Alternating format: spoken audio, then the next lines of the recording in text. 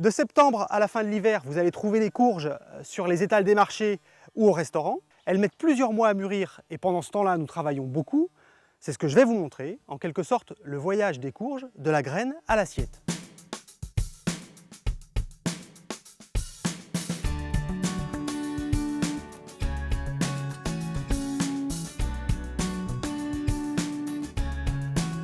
Ma ferme est située au Giroir, en Vendée. Je cultive environ 60 hectares, dont un tiers en courges. Le reste de la surface est occupé par des céréales et des légumineuses. J'ai engagé la conversion de la ferme à l'agriculture biologique en 2009.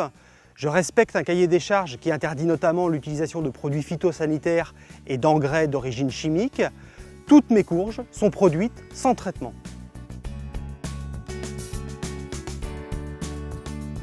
La culture des courges nous occupe plusieurs mois de l'année.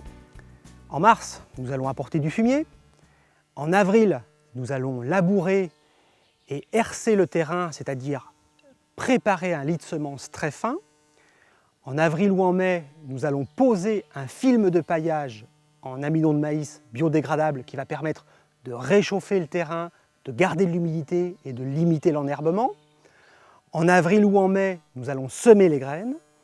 Puis en juin, en juillet, nous allons biner la plantation pour limiter l'enherbement au maximum. Nous pouvons arroser la plantation en juillet pour permettre le bon développement des plantes qui ont besoin de soleil et d'eau. Les plantes mûrissent, les fruits mûrissent pendant tout l'été. La récolte se fait à partir de septembre. C'est une récolte manuelle, une récolte sélective qui permet de sélectionner les fruits bien mûrs.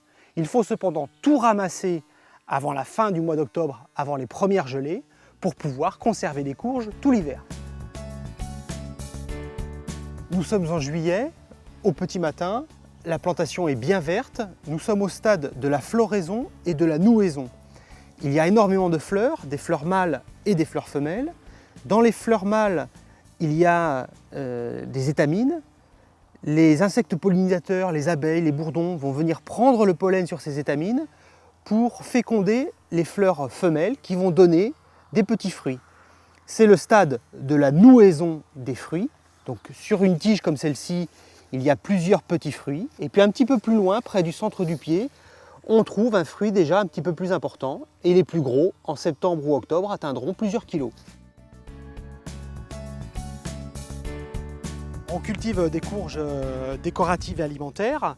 Donc toutes ces variétés, on peut les ramasser à partir de la mi-août en cueillette sélective jusqu'à la mi-octobre. Donc on va trier les fruits qui nous intéressent en fonction des calibres demandés parce que la récolte nous fait tout ramasser.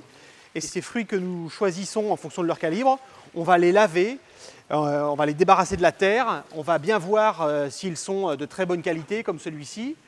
Ils vont sécher tout doucement et ensuite on va les conditionner. Nous travaillons en flux tendu, nous nous adaptons aux commandes qui arrivent tous les jours avant midi. On a un stock tampon minimum. On va ramasser au fur et à mesure des besoins des clients et on essaie de réagir dans la journée. C'est bon. Hop. Nous vous offrons une grande diversité de courges. Depuis les plus gros fruits, les potimarrons, rouges, verts, bleus, les butternuts, les musquets de Provence que vous pouvez manger en purée, en potage, voire en frites.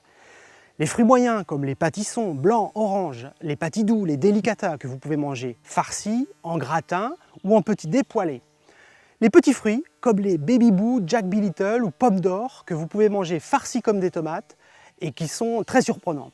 N'hésitez pas à les cuisiner, les recettes sont très faciles, vous allez les trouver sur des dépliants sur vos points de vente ou vous pouvez les télécharger sur www.citrulus.fr où vous retrouverez toutes ces infos.